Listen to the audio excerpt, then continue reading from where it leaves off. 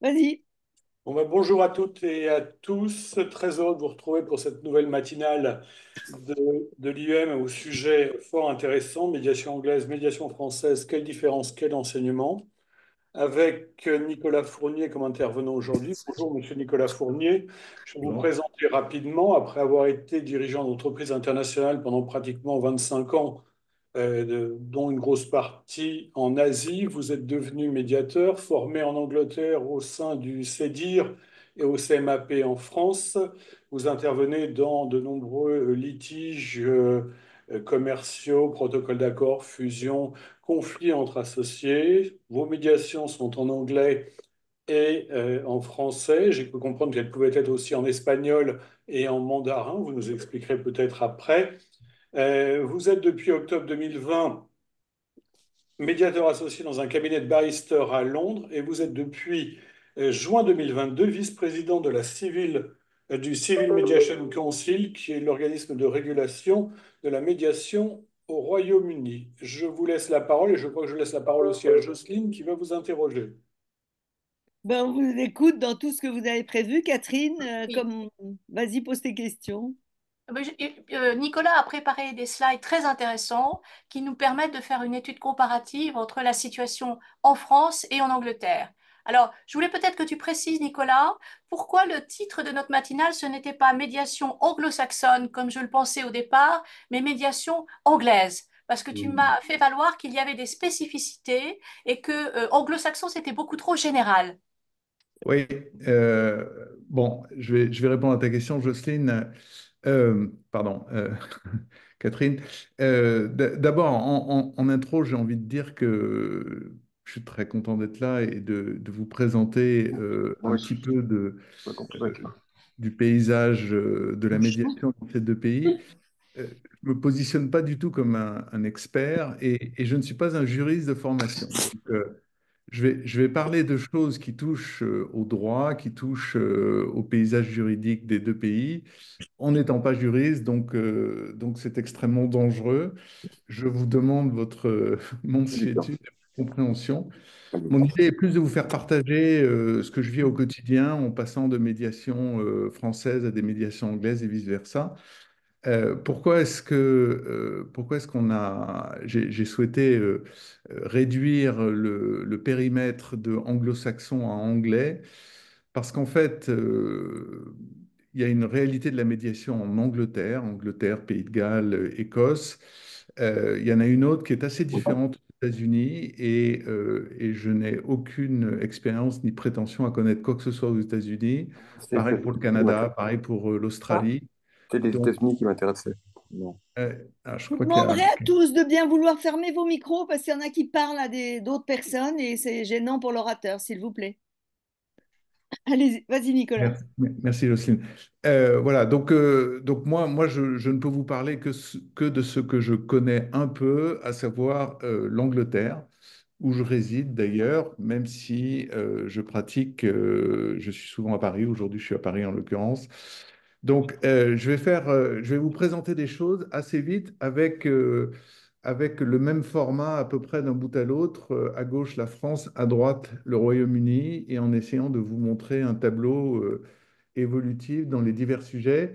Et je vais parler à la fois de la façon dont on entre en médiation, de la façon dont ça se déroule, de façon comparative, quel cadre est donné à la médiation, et puis qu'est-ce qu'on peut entrevoir comme évolution de tout cela.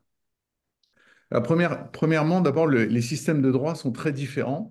Je ne vais pas vous faire un cours de droit civil français. Il y a le Code civil, il y a la Constitution, il y a un Conseil constitutionnel qui est là pour vérifier que toute nouvelle loi est compatible avec la Constitution.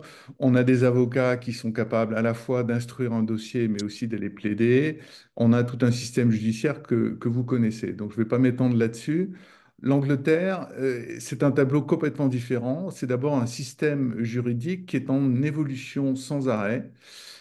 C'est basé sur ce qu'on appelle le common law.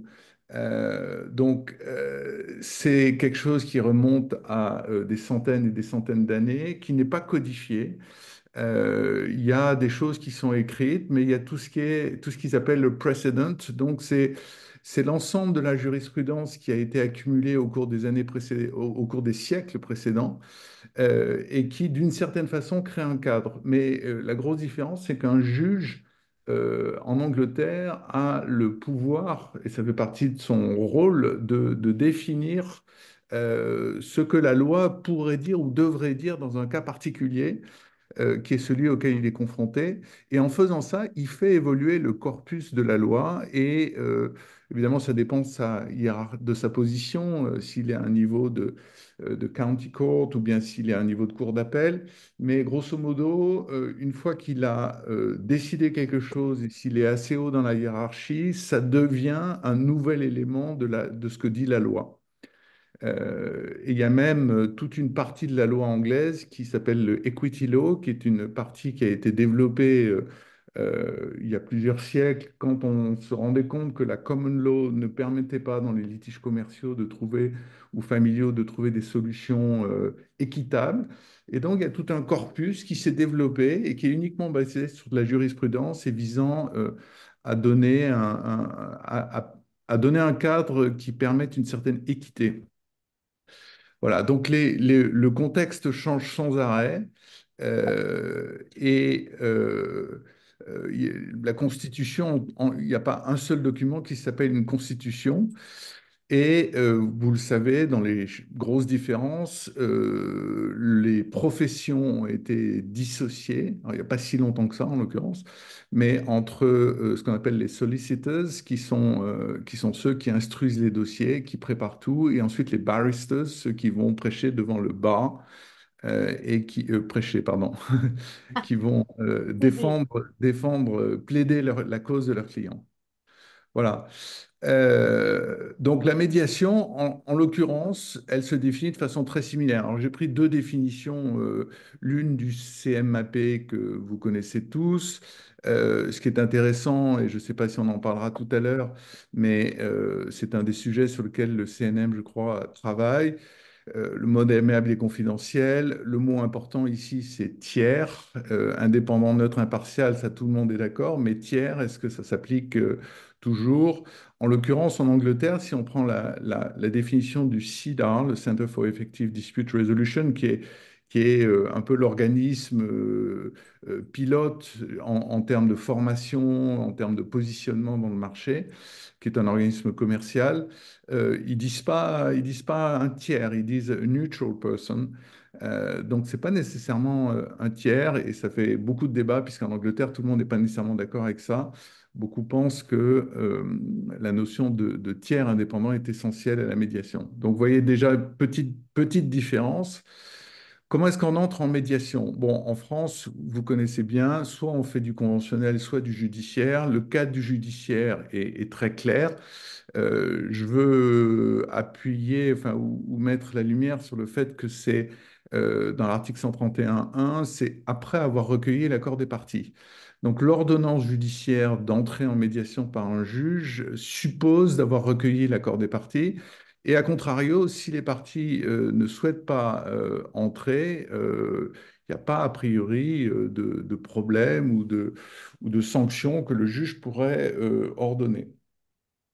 Alors, et il y a la possibilité, une fois qu'on a un protocole d'accord, qu'il soit issu d'une médiation conventionnelle ou judiciaire, de le faire homologuer par un juge pour le rendre exécutable en droit français.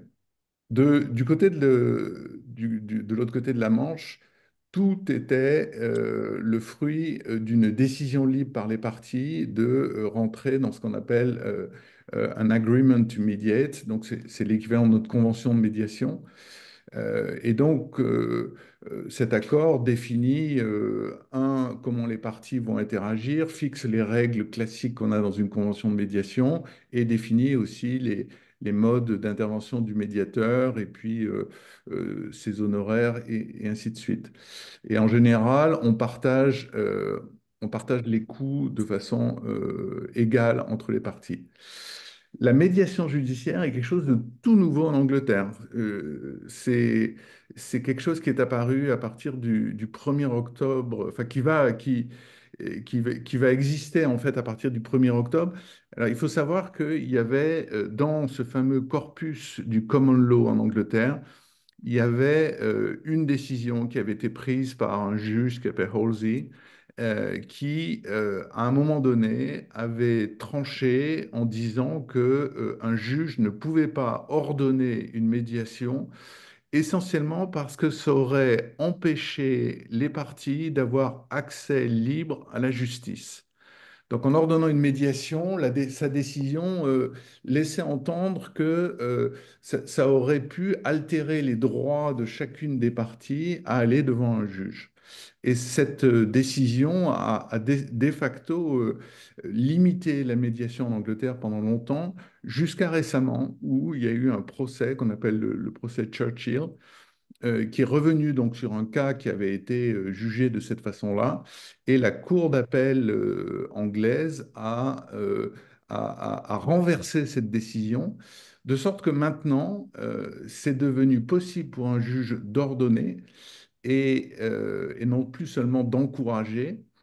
Et alors après, il ne va pas se positionner sur qui va être le médiateur, les honoraires et tout ça, ça ne rentre pas dans ces détails-là. Mais si une partie refuse, il peut y avoir des sanctions sur les coûts. Ou s'ils jouent pas le jeu et d'une certaine façon euh, font de l'obstruction par rapport au mécanisme de tentative de résolution amiable, bah, le juge peut décider, in fine, de les sanctionner. Donc c'est assez important, ça change pas mal des choses. Et donc tout le monde judiciaire va devenir marqué par ça, ce d'autant plus quand je vous parlerai des évolutions qui sont en cours de réalisation. Et enfin, pour terminer cette comparaison, le pendant de l'homologation, c'est ce qu'on appelle un Tomlin Order. Ce n'est pas exactement la même chose une homologation, mais c'est un document qu'on peut signer en parallèle du protocole d'accord et qui permet de garder auprès de la Cour ouvert toutes les procédures judiciaires jusqu'à ce que tout ce qui devait être exécuté dans le cadre du protocole d'accord soit réalisé. Et donc, si par hasard une partie ne se plie pas correctement à la réalisation de ses obligations, il n'y a pas à réouvrir une procédure, on peut retourner directement devant le juge, il peut y avoir à nouveau un jugement qui va venir sanctionner la non-exécution. Voilà, donc finalement, ça se ressemble pas mal du tout, avec la nouveauté que la médiation judiciaire est toute nouvelle. Et alors, ça va être un gros changement parce que les juges anglais, jusqu'à maintenant, ne s'étaient pas beaucoup intéressés à ce qu'est la médiation et ils n'avaient pas nécessairement de connaissances précises de ce qu'est la médiation, puisque beaucoup avaient été formés il y a assez longtemps et à une époque où la médiation n'était pas très répandue et pas très connue.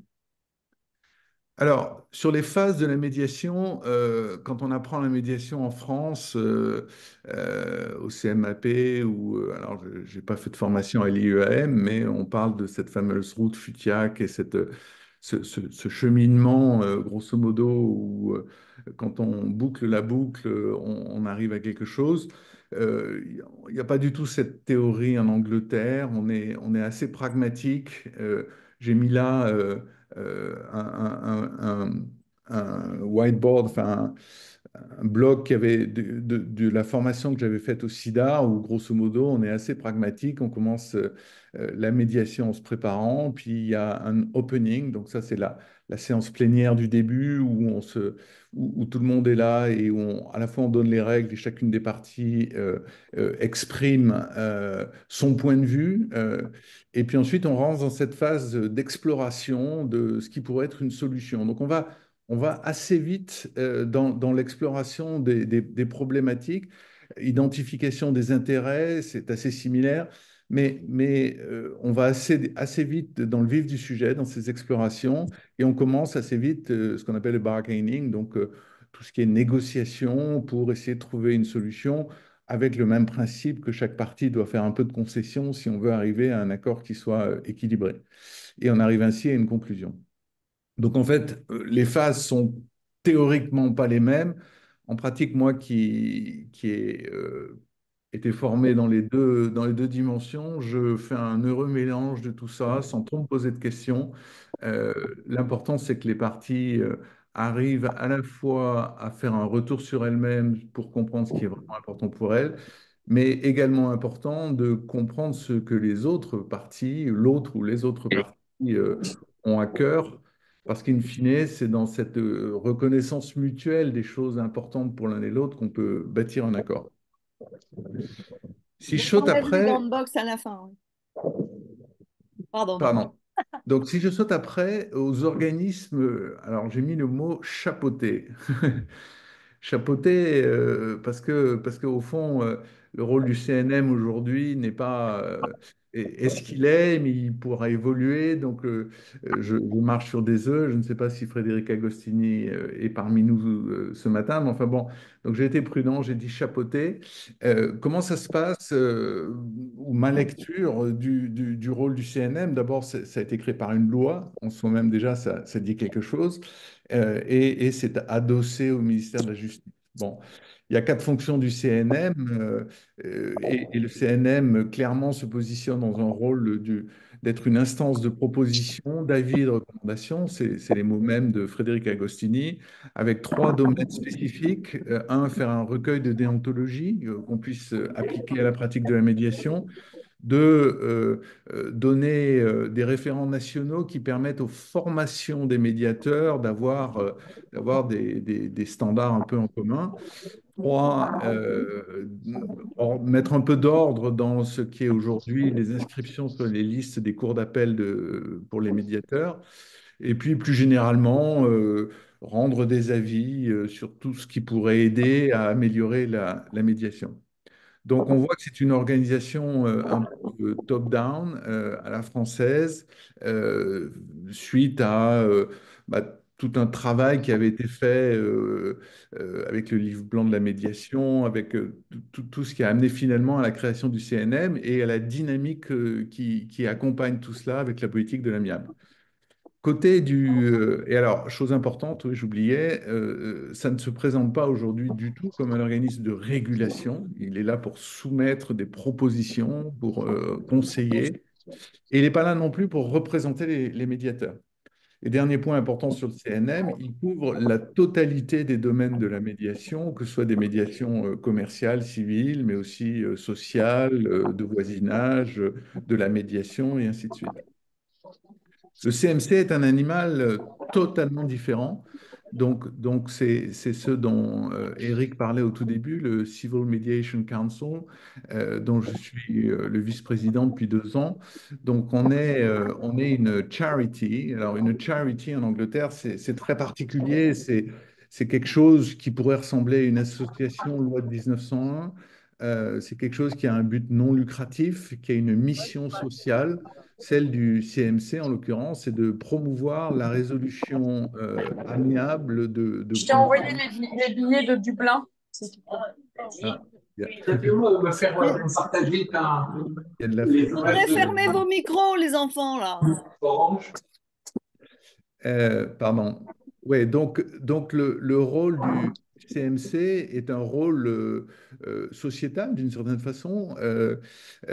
C'est un organisme indépendant qui est basé sur un membership, donc une participation des membres avec des cotisations, et qui n'a pas de but commercial, ce qu'on appelle commercial en Angleterre, c'est-à-dire lucratif en français.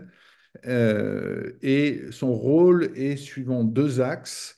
Le premier, c'est là qu'on voit bien la différence avec le CNM, c'est un rôle de régulation. Alors, on est un peu autoproclamé comme régulateur, hein, mais je vous expliquerai un peu plus ça. On se considère en charge de définir les standards. Alors, standards qui régulent la médiation, standards sur la pratique de la médiation, sur ce qu'il faut être pour être un formateur à la médiation.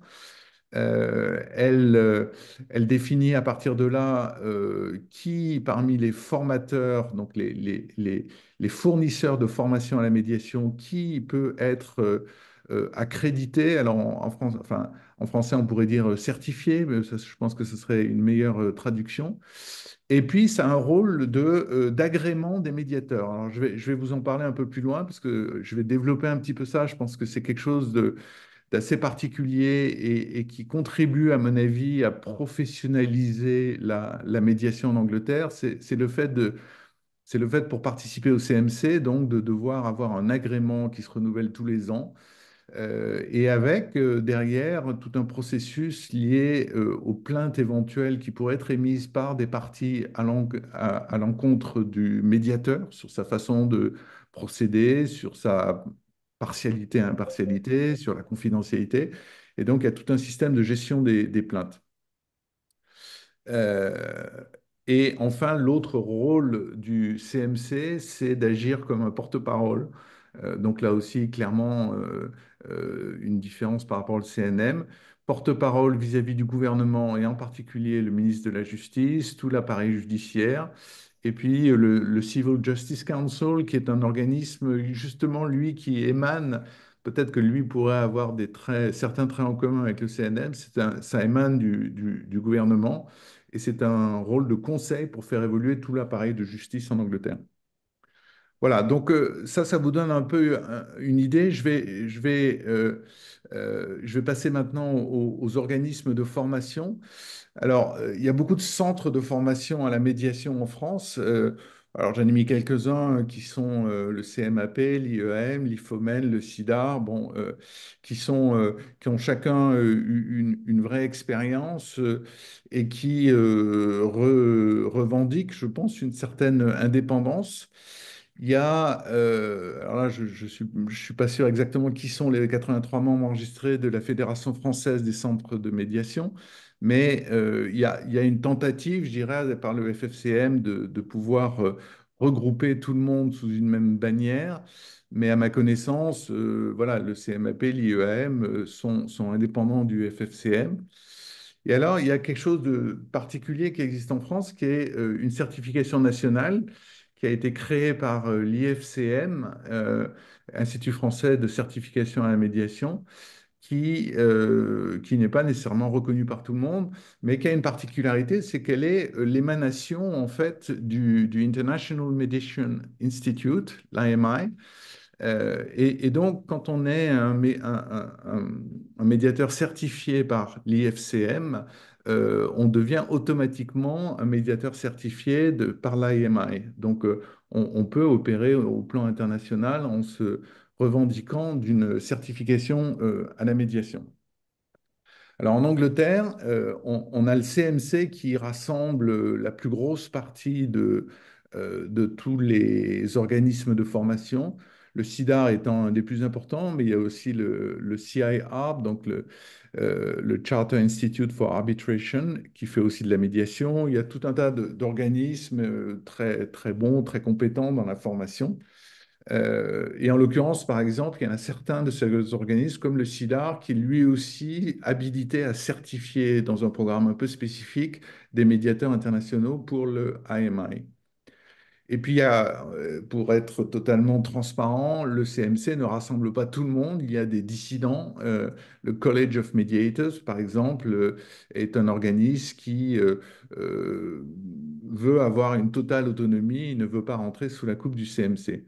Enfin, on peut dire grosso modo que la grosse différence du CMC avec tous les autres, y compris le College of Mediators, c'est que c'est une organisation non lucrative qui cherche à œuvrer pour le bien commun, si je puis dire, sans but commercial. Et donc, pour rentrer un peu plus dans le détail de ce qu'on fait, voilà, on a 21 formateurs enregistrés et certifiés, agréés, si je puis dire. Et puis, quand vous allez sur le site du CMC, bah, vous pouvez trouver un médiateur où vous voulez, en Angleterre, en Irlande ou en Écosse. Et alors, comment définit-on dans le CMC? Et ça, c'est intéressant, je pense, par rapport aux évolutions qui sont en train de se passer au sein de la France. D'abord, on dit que pour devenir un médiateur agréé en Angleterre, il faut avoir suivi un cours, une formation qui soit reconnue. Donc, c'est là que l'habilitation d'un centre de formation à délivrer un diplôme ou une certification est très importante. Il faut, comme en France d'ailleurs, avoir une bonne réputation, n'avoir pas fait l'objet de faillites, de prison ou de ce genre de choses. Il faut être professionnel dans le fait d'avoir une assurance de responsabilité civile. Il faut être capable de montrer qu'on est capable de facturer, de suivre correctement. Il faut être capable de montrer que tous les ans, on se forme. Donc, le CPD, c'est la formation continue en quelque sorte, et qu'on fait une certaine démarche, alors qui n'est pas codifiée du tout, hein, mais d'être éventuellement supervisé ou d'avoir des mentors qui vous permettent euh,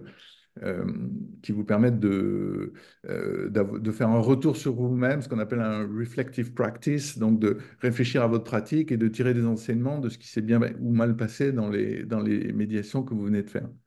Et dernier point, il faut opérer. Donc, il faut opérer comme médiateur. C'est-à-dire que pour être un médiateur agréé en Angleterre, registered mediator, il faut pratiquer et il faut être capable de montrer au CMC que effectivement, on a fait un certain nombre de cas de médiation tous les ans.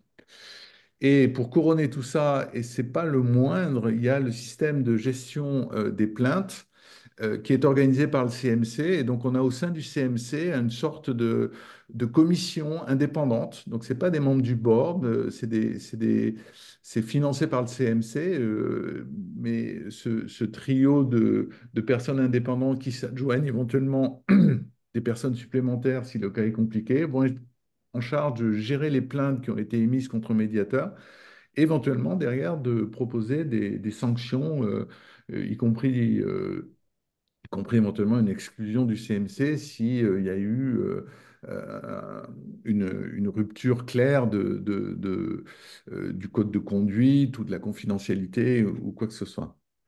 Donc, ça permet d'avoir divers statuts dans les membres. Il faut d'abord avoir été donc, dans une formation euh, euh, validée validée par le CMC.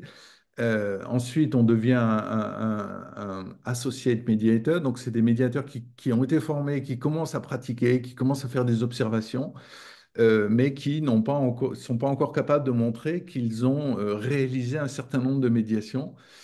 Et pour devenir donc un registered mediator, donc on pourrait dire un médiateur agréé, il faut, avoir effectivement s'être formé et avoir fait des observations, mais il faut aussi être capable de montrer qu'on a mené soi-même des médiations.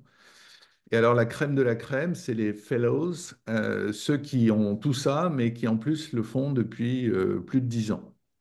Et qui sont inscrits au CMC depuis plus de 10 ans. Donc là, il y a vraiment un pool de médiateurs, les CMC Fellows, qui sont des gens extrêmement expérimentés et qui ont une grande crédibilité, je dirais, dans leur pratique de la médiation.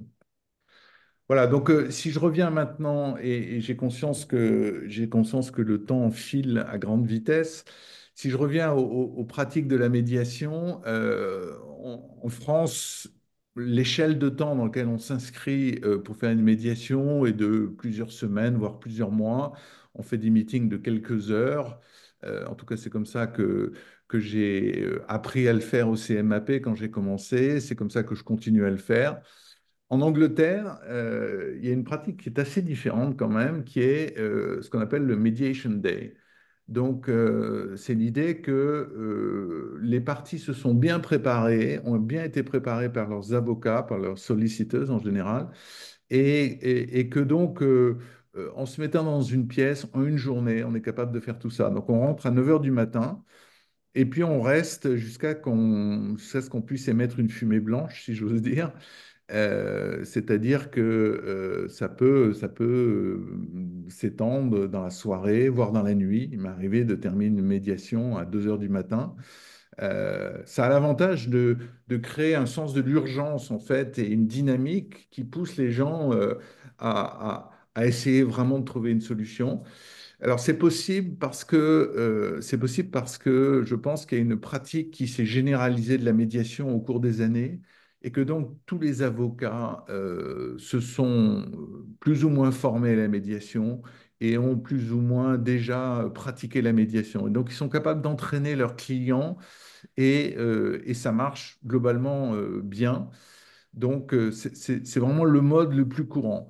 Il se trouve que depuis la pandémie, le passage sur Zoom, enfin, ou sur Teams, et puis le fait qu'il y ait graduellement des cas plus compliqués qu'il y a en médiation, ça amène à ce qu'il y ait des modes de médiation maintenant qui s'étalent sur une échelle de temps plus grande, mais ça reste quand même, la majorité reste dans ma pratique des Mediation Day.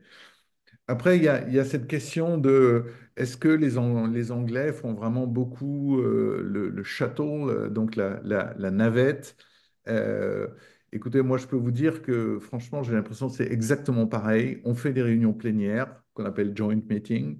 La première en Angleterre, on appelle ça le opening meeting. Pour moi, ça reste une étape essentielle parce qu'au fond, c'est là que devant tout le monde, on pose le cadre de la médiation, on définit les règles du jeu, on précise la façon dont ça va se passer et donc tout le monde est à la même enseigne dans la compréhension des règles. C'est ce qui permet à chaque partie de déterminer son positionnement initial, je dirais, ou son souhait pour cette médiation. Et puis à partir de là, bah, soit on continue en plénière, soit on fait des apartés, des private meetings, et au gré du médiateur et en fonction de ce qu'il sent, il peut soit faire uniquement la navette entre les deux, ce qui arrive, mais ce qui m'arrive également en France ou en Angleterre, je ne vois pas de différence franchement. Et puis à certains moments, reconvoquer soit des réunions partiellement plénières, soit totalement plénières. Bon, c'est vraiment exactement la même chose. Et sur la question du hybride, alors tout dépend ce qu'on veut dire par hybride. Moi, je pense que là aussi, je vois pas de différence. C'est exactement la même chose. On peut faire du en personne, c'est le plus souhaitable si on peut. En pratique, quand on a des médiations multipartites avec des gens aux quatre coins de l'Angleterre, de la France ou de l'Europe, c'est beaucoup plus simple de faire en visio. On peut commencer une médiation en ayant fait plusieurs séances en présentiel, puis continuer par des apartés en visio. La chose trappe, où je pense que on parlait hier avec Catherine et où on a tous les deux été piégés une fois, c'est quand on se retrouve avec une salle pleine, avec 15 personnes dans une salle et quatre autres qui sont en visio. Là, c'est totalement ingérable et c'est éminemment dangereux, enfin, pour le médiateur. Voilà. Donc vraiment, je vois pas de différence énorme sur cet aspect du moyen utilisé pour rassembler les parties. Une grosse différence, c'est, je vais accélérer un petit peu, c'est sur les coûts liés au litige, enfin, ou au contentieux, hein, litigation cost en anglais. Parce qu'il y a d'abord les lawyers costs, alors je pense qu'ils sont assez largement plus payés que la France. Je suis sûr qu'il y a des avocats dans la salle qui pratiquent, donc peut-être que les chiffres que je mets là sont complètement ridicules, mais j'ai trouvé ça en faisant des recherches sur Internet. Une étude Glassdoor disait que le salaire moyen d'un avocat anglais, c'était 245 000 livres. Donc, vous voyez, ça fait presque 300 000 euros. Euh, une autre étude me disait qu'un avocat en cabinet pouvait être autour de 70 000 euros bruts par an. Bon, peu importe les chiffres exacts, ce qui est important, c'est, je pense qu'il y a des frais d'avocat qui sont beaucoup plus importants en Angleterre. Et ça va jouer un rôle sur la suite des événements. Les coûts de la procédure judiciaire sont règle un peu grossière de 5% jusqu'à 200 000 livres et ensuite 10 000 livres. Bon, si on compare à la France, ce que je comprends, c'est que les frais de dépend, c'est plutôt dans quelques centaines d'euros. Donc là aussi, on n'est pas dans la même échelle en termes de frais judiciaires. Et alors après, il y a la répartition des coûts. Si on va au bout du jugement, en général, le juge va attribuer à celui en faveur de qui il décide de recouvrer ses coûts aux dépens de la partie qui a perdu. Mais les juges ont une assez grande discrétion à ce niveau-là. Et puis, même si la partie qui a gagné se voit ordonnée de se faire rembourser, il y a ce qu'on appelle un assessment par l'équipe du juge et qui va déterminer quels sont les frais qu'on peut considérer comme remboursables et ceux qui ne le sont pas. Donc, c'est à la discrétion du juge. Donc on n'est pas loin de ce qui se passe en France entre les frais irrépétibles. Mais donc il y a bien une appréciation et un jugement de qui va supporter, je dirais, les frais d'avocat et les frais judiciaires. Alors, j'ai pas beaucoup de temps, je passerai sur le Part 36, qui est un mécanisme qui Qu'on passe permet aux de... questions, là. Pardon? Il faut qu'on passe aux questions. Ouais, alors bah, je vais conclure rapidement. Je passe là-dessus. Quelles sont les évolutions majeures? En France, en Angleterre, donc on a le Automatic Referral to Mediation. Donc la médiation devient obligatoire, est devenue à partir du 22 mai, devenue obligatoire pour toutes les petites plaintes en dessous de 10 000 livres. Mais ce qui est important, c'est que le ministère de la Justice est en train de considérer, alors il n'y a pas il n'y a pas de période encore très claire pour ça, mais veut augmenter le scope pour les plaintes jusqu'à 100 000 livres. Donc en fait, les plaintes commerciales en dessous de 100 000 livres pourraient faire l'objet d'une médiation systématique, obligatoire. Donc ça changerait beaucoup la taille du marché. Et puis le CMC est en train d'essayer d'obtenir le Royal Charter Status. Donc ça, c'est un truc très anglais, mais quelque chose qui assiérait considérablement le statut du CMC. En France, bah, il y a le CNM qui est en train d'avancer dans son agenda, et puis il y a l'introduction de l'ARA et de la césure qui petit à petit va, depuis les procédures ayant débuté à partir du 1er novembre 2023, qui va changer le paysage. Voilà, donc c'est un balayage très rapide. Jocelyne, j'ai des conclusions que je peux garder pour Oh totalement la non, fin. non, non, faites-le. Allez-y. D'accord, d'accord, d'accord. Alors, les conclusions que j'ai essayé de faire, d'abord, si on se passe du côté français, moi je pense que la politique de l'amiable qui a été définie et lancée par le précédent garde des Sceaux va de facto créer une dynamique qui va faire croître le marché, alors le marché de la médiation interentreprise, commerciale, civile. Le CNM a un rôle à jouer, qui pourrait prendre un rôle plus important, mais ça voudrait dire qu'on lui fasse transcender les pouvoirs aujourd'hui limités qui lui ont été donnés. Je pense que même si les juges français connaissent mieux, à mon avis, la médiation que les juges anglais, il y a encore beaucoup de formation à faire auprès des juges pour qu'ils comprennent mieux les mécanismes, les coûts, et là, j'insiste, les coûts pour une rémunération juste des médiateurs. Vous êtes tous confrontés comme moi à des provisions, des consignations pour médiation de 500 euros. On ne peut pas faire une médiation sérieuse avec cet ordre de grandeur-là. Donc il y a vraiment une éducation à faire des juges. Il y a besoin, me semble-t-il, en France, d'un organisme indépendant qui puisse réguler l'activité de façon non lucrative. Donc ça, euh, c'est peut-être un vœu pieux de mon côté, mais enfin, je pense que c'est un besoin et que ça aiderait énormément. Est-ce que c'est possible? Je ne sais pas. Et enfin, les mécanismes de certification, que ce soit des centres de formation ou des médiateurs, je pense qu'il y a vraiment besoin d'une unification de ces mécanismes en France. A contrario, en Angleterre, l'introduction de l'Automatic Referral to Mediation va de facto donner un coup de booster énorme à la médiation. Ça peut être vraiment un changement qualitatif et quantitatif, mais qualitatif. Il y a une plus grande maturité, je pense, dans les stakeholders, donc dans les parties et les avocats, de faire des médiations, et ça permet de le faire en une journée. Donc c'est peut-être un modèle qui pourrait être un peu développé en France, même si franchement un mediation day c'est épuisant pour un médiateur. Les juges anglais, à mon avis, n'ont vraiment pas de connaissances et donc il y a beaucoup plus encore à faire avec les juges anglais qu'avec les Français. Grosso modo, le processus est le même, mais en Angleterre, comme les coûts d'aller en contentieux sont beaucoup plus importants, je pense que c'est une des raisons pour lesquelles la médiation s'est plus développée et qu'on n'a pas couvert la slide du volume du marché, mais se dire qu'il y a un volume qui est de 1 à 5 ou plus même entre la France et l'Angleterre, c'est pas aberrant. Et ça rend possible d'ailleurs pour les médiateurs anglais d'avoir des médiateurs qui sont des poids lourds, si j'ose dire, hein. Je parlais des fellows tout à l'heure, et qui pratiquent à plein temps la médiation et qui en vivent.